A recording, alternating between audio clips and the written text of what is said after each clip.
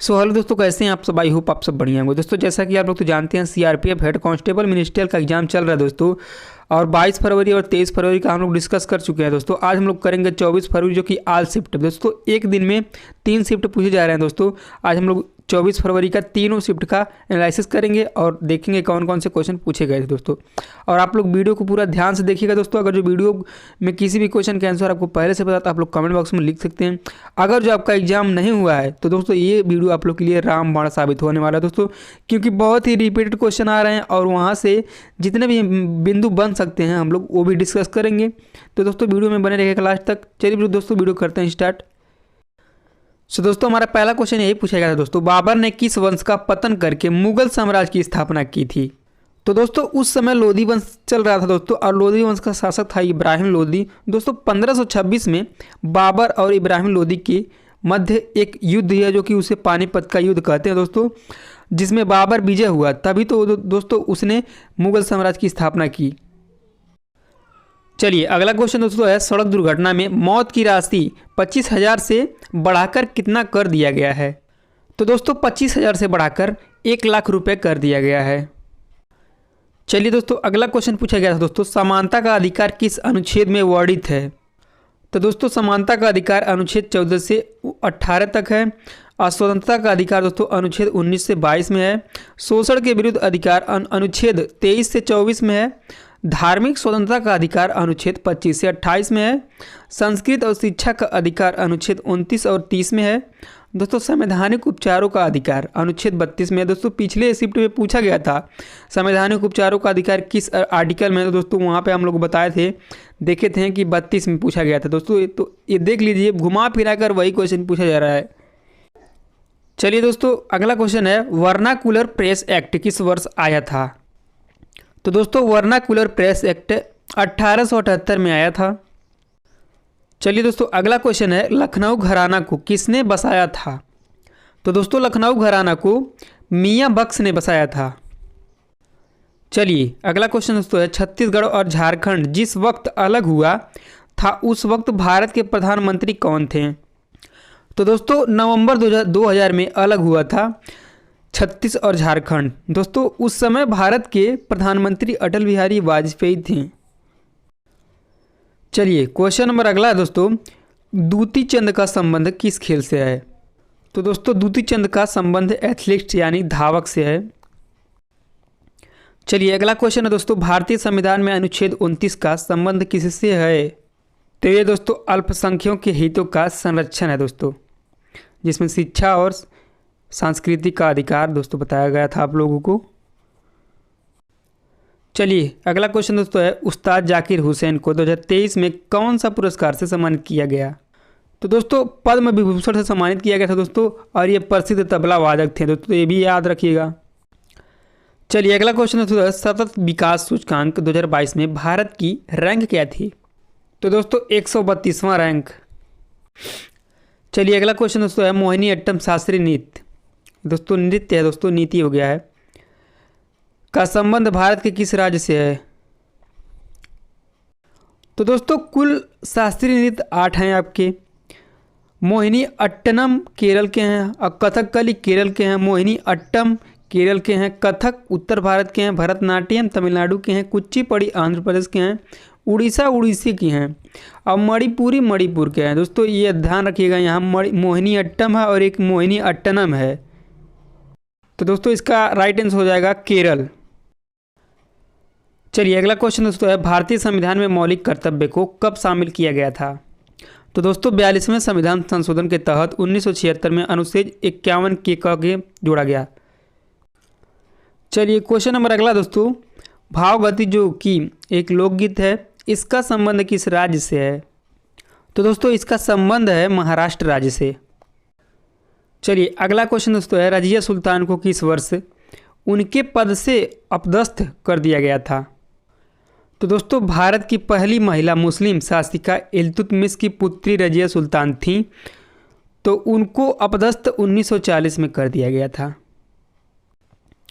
चलिए अगला क्वेश्चन दोस्तों है, मालदीव गणराज्य भारत की किस दिशा में स्थित है। तो दोस्तों इस क्वेश्चन का राइट आंसर हो जाएगा आपका मालदीव गणराज्य भारत के दक्षिण पश्चिम दिशा में स्थित है। दोस्तों अभी तक अगर जो आप लोग का एग्जाम नहीं हुआ है दोस्तों, आप लोग बहुत ही ज़्यादा खुश होइए, क्योंकि इससे आपको आइडिया मिल जा रहा है कि कहाँ कहाँ से क्वेश्चन, किस तरीके के क्वेश्चन पूछा जा रहा है। इससे आप लोग भी अनुमान लगाकर अपना याद कर सकते। चलिए अगला क्वेश्चन था दोस्तों, संसद के बजट कौन से अनुच्छेद के तहत पेश किया जाता है। तो दोस्तों संसद के बजट अनुच्छेद 112 के तहत पेश किया जाता है।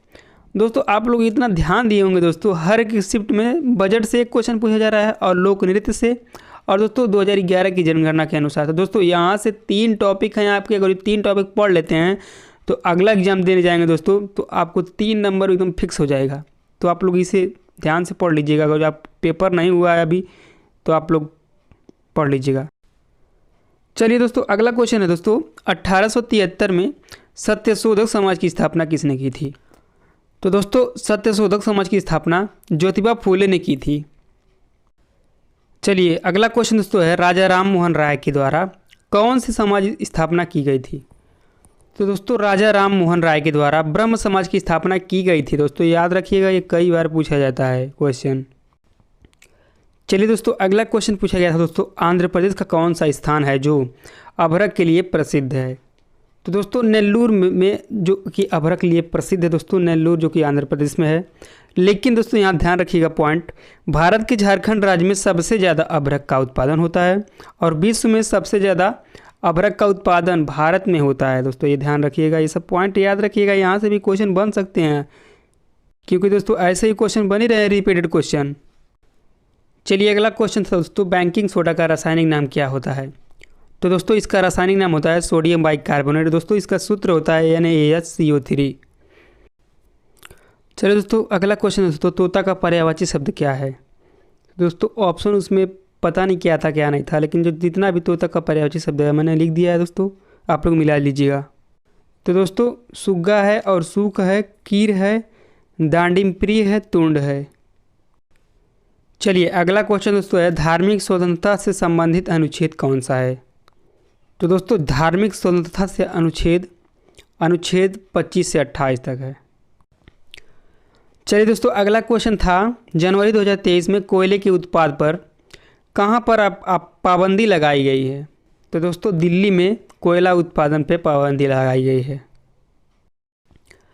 चलिए अगला क्वेश्चन था दोस्तों, खानवा का युद्ध किसके किसके मध्य लड़ा गया था। तो दोस्तों 1526 में पानीपत का प्रथम युद्ध हुआ था, जिसमें बाबर और इब्राहिम लोदी के बीच में हुआ था, लेकिन बाबर विजयी हुआ था दोस्तों। और 1527 में खानवा का युद्ध हुआ था दोस्तों, बाबर और राणा सांगा के बीच। और 1528 में चंदेरी का युद्ध हुआ था दोस्तों, और मेदनी राय और बाबर के बीच हुआ था। 1529 में घाघरा का युद्ध हुआ था, बाबर और अफगानों के बीच हुआ था दोस्तों। इन सभी चारों युद्धों में बाबर ही विजयी हुआ था दोस्तों, ये पॉइंट याद रखिएगा। तो दोस्तों इस क्वेश्चन का राइट आंसर आपका हो जाएगा 1527। और किसके बीच हुआ था पूछा था दोस्तों, तो बाबर और राणा सांगा के बीच। चलिए दोस्तों अगला क्वेश्चन है, DY चंद्रचूड़ जो कि भारत के मुख्य न्यायाधीश हैं, वह किन की जगह पर नियुक्त हुए हैं। तो दोस्तों उदय उमेश ललित जो कि 49वें मुख्य न्यायाधीश थे, अब दोस्तों DY चंद्रचूड़ हो गए हैं, तो दोस्तों ये 50वें मुख्य न्यायाधीश हैं, ये भी पॉइंट याद रखिएगा। चलिए क्वेश्चन अगला है दोस्तों, हिमाचल प्रदेश के कांग्रेस की कितनी सीटें हैं। तो दोस्तों कांग्रेस की सीटें 40 हैं और बीजेपी की 25 हैं दोस्तों, और निर्दल 3 है दोस्तों, कुल सीटें वहाँ 68 हैं। चलिए दोस्तों अगला क्वेश्चन पूछा गया था, मानव शरीर का सामान्य रक्तचाप कितना होता है। दोस्तों ये बहुत ही इजी क्वेश्चन था। तो दोस्तों 120/80 हम लोग सभी जान रहे हैं। तो दोस्तों अगला क्वेश्चन है, 2011 के जनगणना के अनुसार भारत का कुल जनसंख्या घनत्व कितना है। तो दोस्तों भारत की कुल जनसंख्या है 1,21,50,54,977। और दोस्तों उसमें पुरुष हैं दोस्तों 62,32,70,258। और दोस्तों परसेंटेज में देख लेते दोस्तों परसेंटेज में 51.47%। और दोस्तों महिला के यहीं देख लेते हैं दोस्तों 58,75,84,719 है दोस्तों, परसेंटेज में है 48.53%। और दोस्तों लिंगानुपात है 943। जनसंख्या घनत्व दोस्तों है 382 प्रति वर्ग किलोमीटर। और 10 की वृद्धि दर है दोस्तों 17.7%। वार्षिक वृद्धि दर है दोस्तों 1.64%। साक्षरता दोस्तों है 73%, जिसमें पुरुष दोस्तों 80.09% और महिला दोस्तों 64.6%। दोस्तों ये सब पॉइंट याद रखिएगा कि मैंने इसलिए बताया क्योंकि यहाँ से क्वेश्चन हर एक शिफ्ट में पूछे जा रहे हैं, तो इसीलिए मैंने बता दिया दोस्तों। यहाँ से याद रखिएगा, यहाँ से क्वेश्चन बनने का चांस। चलिए दोस्तों अगला क्वेश्चन है 2022 में द्रोणाचार्य इनमें से किस क्रिकेटर की कोच को मिला था। दोस्तों एक कोच है, खोज नहीं है, कोच को मिला था, बताइएगा दोस्तों। तो दोस्तों ये दिनेश जवाहरलाल, दोस्तों ये रोहित शर्मा के कोच हैं। और दोस्तों द्रोणाचार्य पुरस्कार कोच को ही सिर्फ दिया जाता है, ये भी याद रखिएगा, ये पूछा जा सकता है। चलिए अगला क्वेश्चन है दोस्तों, लॉर्ड मेयो की हत्या कहाँ पर हुई थी। तो दोस्तों अंडमान की राजधानी पोर्ट ब्लेयर 1872 में शेर अली के द्वारा किया गया था। दोस्तों अंडमान की राजधानी पोर्ट ब्लेयर में। चलिए अगला क्वेश्चन दोस्तों है, भारतीय रिजर्व बैंक की स्थापना किस आयोग की सिफारिश के द्वारा किया गया था दोस्तों। तो दोस्तों हिल्टन यंग आयोग के आधार पर की गई थी। चलिए अगला क्वेश्चन दोस्तों है, भारत में स्थित धोलावीरा किस नंबर का यूनेस्को स्थान है। दोस्तों जैसे कि हम लोग पिछले शिफ्ट में देखे हुए थे कि धोलावीरा किस राज्य में है। तो दोस्तों वो तो हम लोग बताए थे गुजरात में, और देखे तो गुजरात में था, लेकिन यहाँ पे पूछा स्थान तो दोस्तों 40वां स्थान है। दोस्तों देखिए रिपीटेड क्वेश्चन बहुत आ रहा है। तो दोस्तों हम इतने एनालिसिस करने के बाद, बच्चों से पूछने के बाद इतना ही क्वेश्चन मिला है दोस्तों। अगर जो आप लोग को पता है दोस्तों कि ये भी क्वेश्चन पूछा गया था दोस्तों, तो कमेंट बॉक्स में लिखना ना भूलें दोस्तों। ये था दोस्तों आपका आज का 24 फरवरी का पूरे analysis paper first second third का शिफ्ट का ये क्वेश्चन थे दोस्तों। तो आई होप आपको अच्छा लगा होगा दोस्तों। अगर जो थोड़ा सा भी अच्छा लगा दोस्तों तो वीडियो को लाइक कर दिए। चैनल पर पहली बार विजिट किए हैं तो सब्सक्राइब करना ना भूलेगा। मिलते हैं दोस्तों नेक्स्ट वीडियो में। जय हिंद जय भारत।